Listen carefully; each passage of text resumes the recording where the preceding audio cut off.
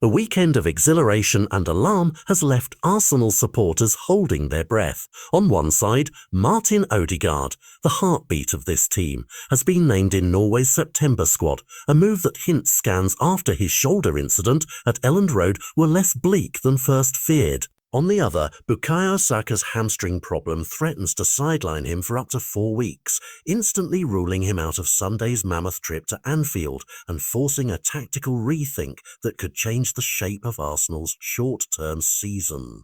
The image is almost cinematic, the captain limping off, a medical team clustered around, and then the relief in a national announcement that offers a sliver of optimism. Yet that optimism arrives alongside the blunt reality of losing one of the Premier League's most electric wingers for a stretch. Where every point will matter, the selection itself carries a choreography of signals. For Norway to call Ødegaard into a squad that will first face Finland in a friendly and then tackle Moldova in a World Cup qualifier means medical staff believed his shoulder can be managed across a short window. It's a sign, not a guarantee, but for Arsenal fans, it reads like a cautious green light. Still, being fit for international duty and being fit to lead the midfield at Anfield are two separate tests. Arsenal's medical team, in concert with Norway's staff and Arteta, will have to balance the captain's fitness, the risk of aggravation, and the immediate need in what is a high-octane fixture against a Liverpool side that will smell vulnerability and press relentlessly. Meanwhile, Saka's 4-week prognosis is a heavier blow.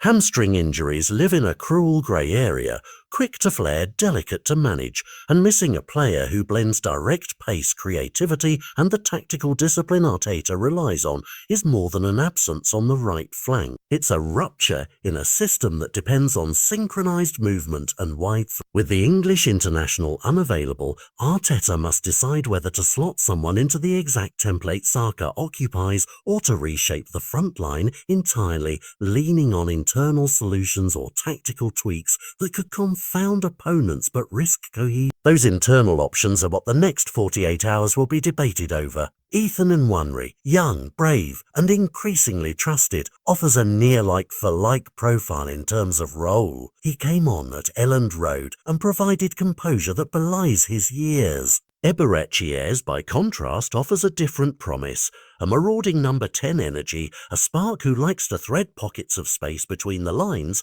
and take responsibility in transition. Each choice tells a different story. Nwaneri preserves the structure and tempo Arteta wants, his introduces unpredictability and directness that could unsettle Liverpool but demands defensive adjustments.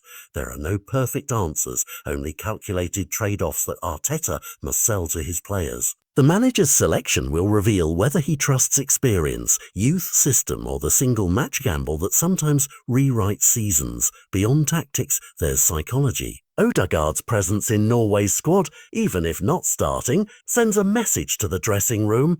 Our leader is being monitored, cleared enough to engage with competition and maintain momentum. That reassurance matters more than you might think. A team's belief in its captain's availability can steady nerves and sharpen focus. Conversely, Saka's enforced absence hands opponents a psychological advantage, a missing piece to exploit, a space to test. How Arsenal respond under that pressure will be telling about the squad's depth and Arteta's strategic flexibility, and then the international calendar compounds the drama. With Norway gearing up for 2 fixtures, a Friday night friendly and a midweek qualifier, the timing of Ødegaard's recovery matters. If he returns to full training with Arsenal before Sunday, that's a major lift. If the captain departs for national duty and returns with any nickel, Arteta's choices become more conservative. The manager's Friday press conference will be read like scripture by supporters, scouts and rival coaches alike, each looking for the slightest hint of availability or risk tolerance. At the end of the day, the Liverpool tie is more than a single fixture. It's a litmus test. Win and Arsenal keep pressure on the title narrative. Lose and the momentum built over years can wobble. The club's response, whether betting on a patched-together ride, trusting youth, or daring a formation shift, will reveal how Arteta values short-term appetite versus long-term preservation. Fans will argue about who should wear the number 10, about whether to unleash Ede's creative chaos or to cradle the team around a safe pivot. But those debates are a testament to the riches of choice Arsenal possess even amid injury headaches. This moment, cramped between club duty and international obligation, is raw football theatre, a captain summoned by his country, a star winger sidelined, a manager forced into tough decisions. The coming days will be decisive. Scans, training reports, and a press conference will write the next paragraph in Arsenal's season. For now, optimism and concern walk side by side, and the entire footballing world waits to see whether recovery or resignation will define the weekend at Anfield.